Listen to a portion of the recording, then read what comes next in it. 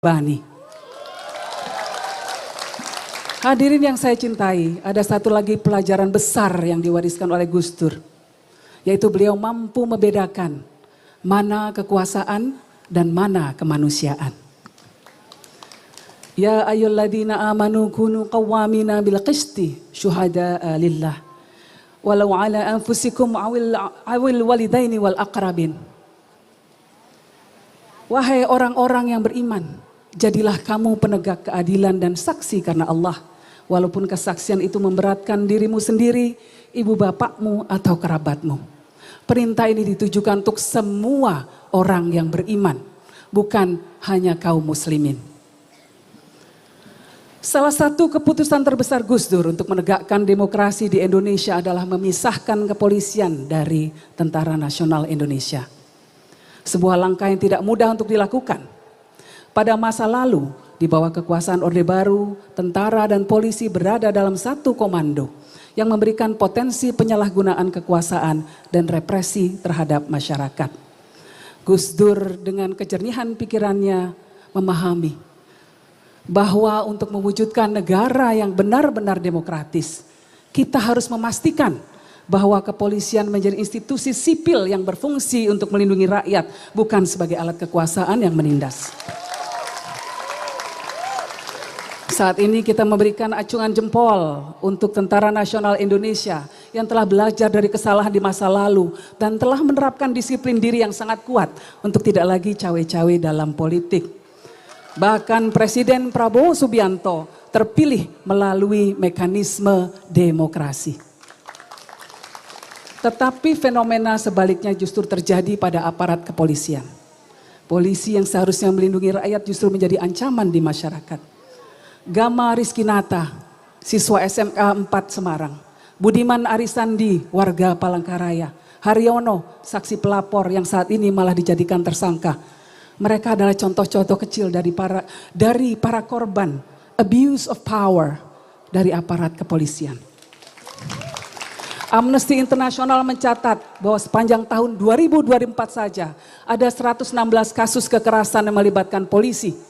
29 diantaranya adalah extrajudicial killing atau pembunuhan di luar hukum. Dan 26 adalah kasus penyiksaan dan tindakan kejam.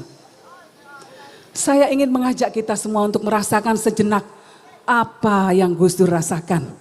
Ketika ia melihat ketidakadilan, ketika ia melihat kebrutalan, ketika ia melihat masyarakat yang terabaikan dan tertindas. Bayangkanlah sejenak bagaimana perasaan kita jika kita berada di posisi mereka yang selalu dipinggirkan, yang suaranya tidak pernah didengar. Apakah kita akan diam begitu saja? Apakah kita akan membiarkan mereka terus berada dalam kesulitan?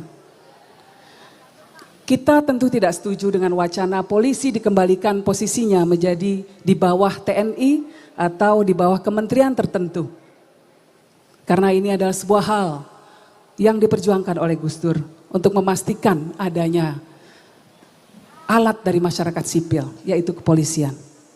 Tetapi kita juga perlu mengingatkan aparat kepolisian untuk melakukan pembenahan secara menyeluruh dalam lembaganya, agar tidak lagi terjangkit fenomena trigger happy atau terlalu mudah menarik pistol. Tugas kita bersama adalah mengembalikan polisi dan semua lembaga negara pada fitrahnya.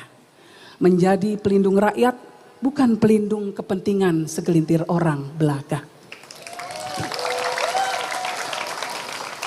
Bapak Ibu yang saya hormati, Gus Dur pernah berkata, yang lebih penting dari politik adalah kemanusiaan.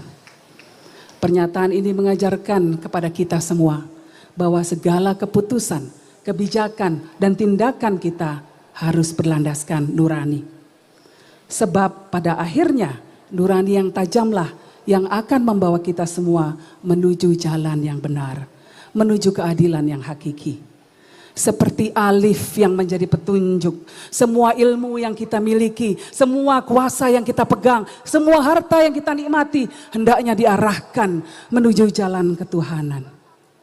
Yaitu dengan cara melayani semua umat Tuhan di bumi. Dengan menegakkan keadilan dan selalu membela mereka yang lemah. Terima kasih, semoga kita semua bisa menjadi penerus perjuangan Gus Dur, menjadi orang-orang yang berjuang untuk kaum-kaum yang terpinggirkan. Wallahu muwaffiq ila aqwamit thoriq. Wassalamualaikum warahmatullahi wabarakatuh.